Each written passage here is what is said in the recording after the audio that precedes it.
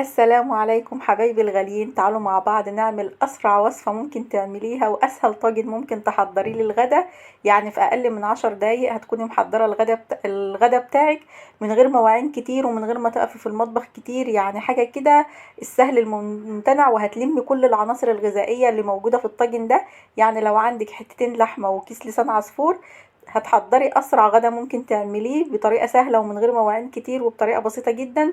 يلا نقول بسم الله ونصلي على رسولنا الكريم ونشوف عملناه ازاي. اول حاجه معايا طاسه على النار كده فيها 3 4 معالق من الزيت، وهنزل عليهم بكيس من لسان العصفور. بس اهم حاجه تكون النار مش عاليه قوي، يعني النار تكون وسط، علشان لسان العصفور لو النار عاليه من الحاجات اللي مثلا بيتحمر بسرعه، وفي نفس الوقت ال بيدخن كده وما بيبقاش حلو. اهم حاجه النار بتاعته تكون وسط، وهنزل عليه بنص معلقه من الملح. نص معلقه الملح دي فايدتها ان هي بتوحد لي لون لسان العصفور، يعني ما بيخليش واحده تكون غامقه وواحده فاتحه، بيخلي لونه ذهبي كده وجميل زي ما انتم شايفين كده، وبيبقى حلو قوي ولونه موحد كده. انا بعد ما هخلصه هركنه على جنب كده في طبق لحد ما نشوف ايه بقيه الوصفه بتاعتنا. معايا كده في نفس الطاسه، يعني انا قلت لكم مش هنوسخ مواعين كتير.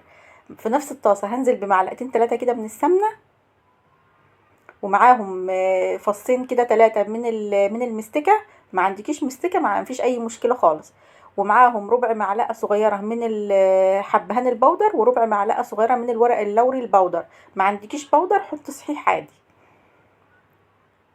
هنا كده نزلت باللحمه زي ما انتم شايفين كده متقطعه بالحجم ده كده، وممكن تقطعيها اصغر من كده كمان، بس بلاش اكبر من كده، وتكون القطعيه انت بتكوني متاكده ان اللحمه بتاعتك هتستوي بسرعه.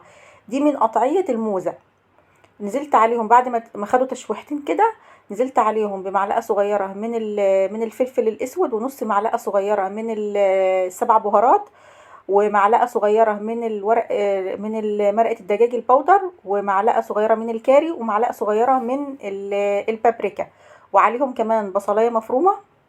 هبتدي هشوح البهارات بتاعتي باللحمه بالبصل كده زي ما انتم شايفين، وهنزل عليهم كمان بفلفل اخضر متقطع مكعبات.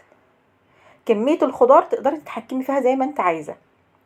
وكمان كوبايه من البسله المفرزه كده مع الجزر. ما عندكيش بسله تقدري لو عندك جزر تحطي تقطعي جزر برضو مكعبات صغيره كده وتحطيه. وكمان طماطميتين كده متقطعين مكعبات بالشكل ده كده.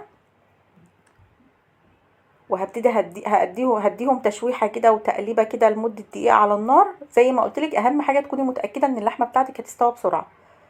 وحطيت لهم معلقه ونص كده من الملح، معلقه صغيره ونص من الملح. ما تكتريش ملح لان مرقه الدجاج فيها ملح، وكمان احنا حاطين ملح مع لسان العصفور.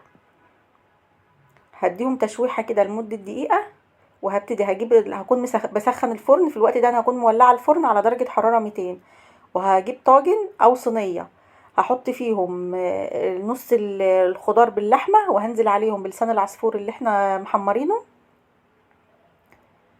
وهبتدي بقى ايه احط عليهم بقيه المكونات بتاعه اللحمه والخضار. زي ما قلت لك كميه الخضار تقدري تتحكمي فيها زي ما انت عايزه تزوديها، حتى اللحمه ممكن تحطي نص مقدار اللحمه براحتك. وهكون انا في الوقت ده بغلي ميه مش يعني لو عندك شوربه تقدري تحطي شوربه، ما عندكيش انا هحط ميه لان انا حاطه مرق الدجاج. فهحط الميه بحيث ان هي تغطي اللحمه كده وتغطي الطاجن يبقى على الوش كده. وهدخلهم في الفرن لمده نص ساعه. بعد نص ساعه هشوفها، لو لقيت اللسان العصفور لسه ما استواش او اللحمه لسه ما استوتش هزودهم نص كوبايه ميه وهغطي عليها وهسيبها تاني لمده نص ساعه في الفرن على الصاجه من تحت على درجه حراره 200. زي ما انتم شايفين كده بيطلع بالجمال ده كله، ومش محتاجه اكتر من 10 دقايق تحضير. وهتحطيه في الفرن وتنسيه كده على ما تعملي كوبايه شاي تشربيها تكوني ايه خلصتي الطاجن بتاعك. واحلى غدا يكون جاهز، تقدري تحمري جنبه بطاطس، تقدري تاكليه جنب اي حاجه، هو لوحده كده فيه كل العناصر الغذائيه. بس يا ريت لو الوصفه عجبتكم ما تنسوش تعملوا لايك وشير وسبسكرايب لسفرة وسام.